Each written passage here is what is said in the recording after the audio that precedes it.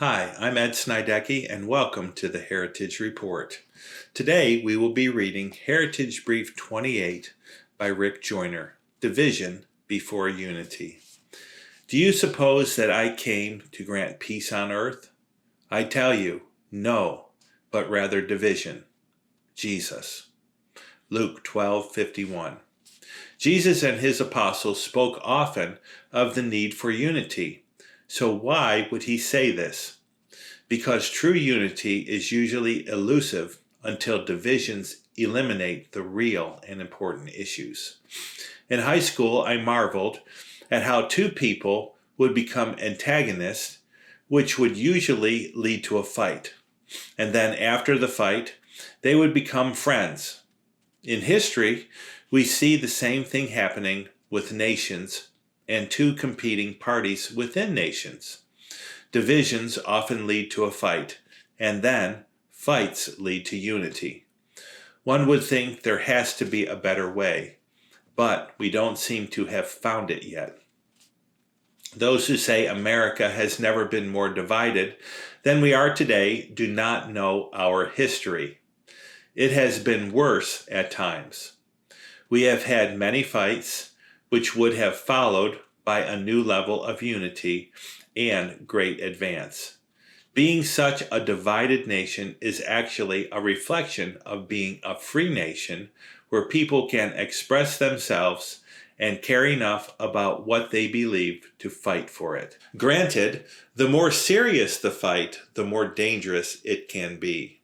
Even so, isn't it interesting that the southern United States, which caused a civil war by seceding from the Union, now seem to be much more patriotic for the Union than the rest of the country? It is also noteworthy that the basic divisions we are clashing over at this time have not changed since the Revolutionary War.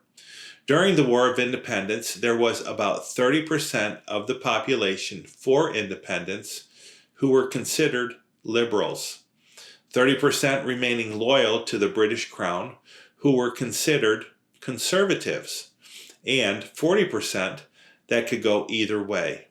In some basic ways, the Revolutionary War was a civil war. Some of the battles during that war were Americans fighting Americans.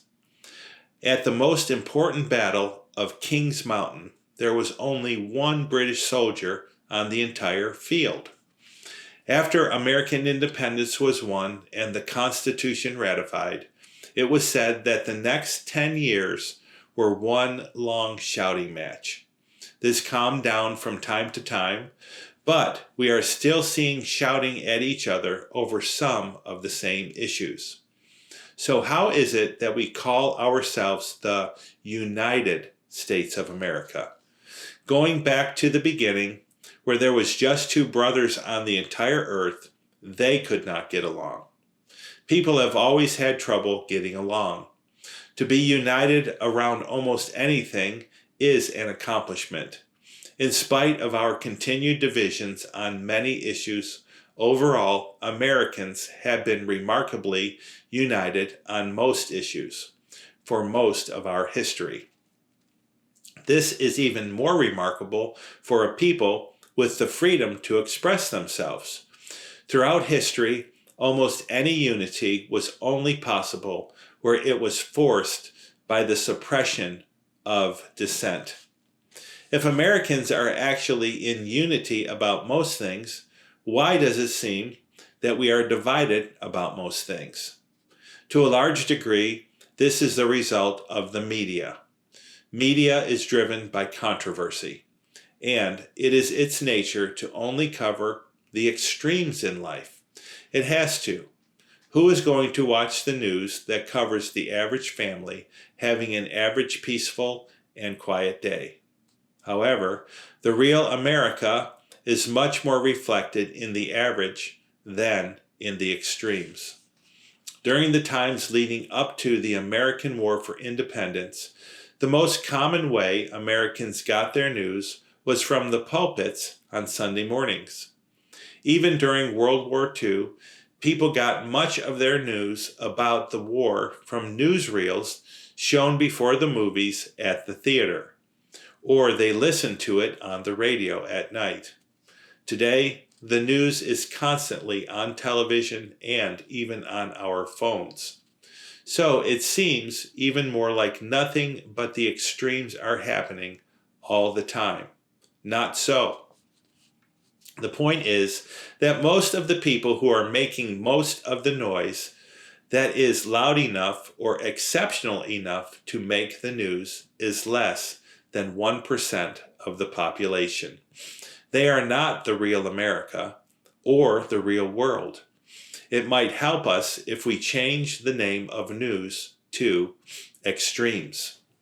Even so, we need to understand why the divisions in America are about the same things and remain at about the same level as they did in 1776. There are still about 30% on the left, 30% on the right, and the remaining 40% are somewhere in the middle. From the 30% on the right or the left, there is a tiny percentage that can be hyper and loud, but they are rarely a reflection of the most of those in their camp.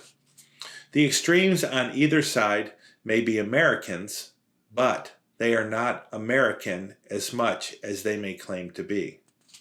Our national bird is the eagle, and the eagle needs both a right and a left wing to fly. The general division of America into the 30 on the left and 30 on the right is necessary for flight. And the debate is healthy unless the weight on either side starts to move toward the extreme end of the wing. If the weight on either wing moves to the extreme end, we will quickly go from not being able to fly straight to not being able to fly at all. America is the longest surviving republic in recorded history by about 100 times.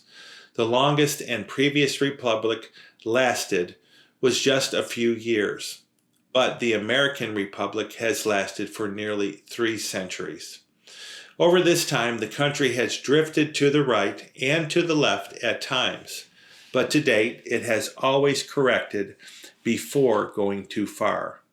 However, since the Great Depression, each swing to the left has gone further to the left, and the correctness back to the right have not been making it back to the center.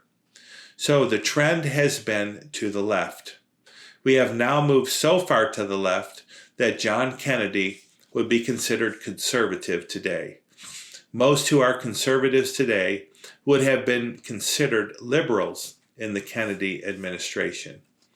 Even more concerning than the constant heading to the left has been the constant eroding of the authority of the Constitution. The 3 branches of the government have drifted further from their constitutional lanes and are crashing into each other with increasing force. As the saying goes, if you do not change your direction, you will end up where you are headed. And where we are headed right now is not where we want to go. How can we change our direction? We will address this in future briefs. The following quotes talk about this. A nation which can prefer disgrace to danger is prepared for a master and deserves one.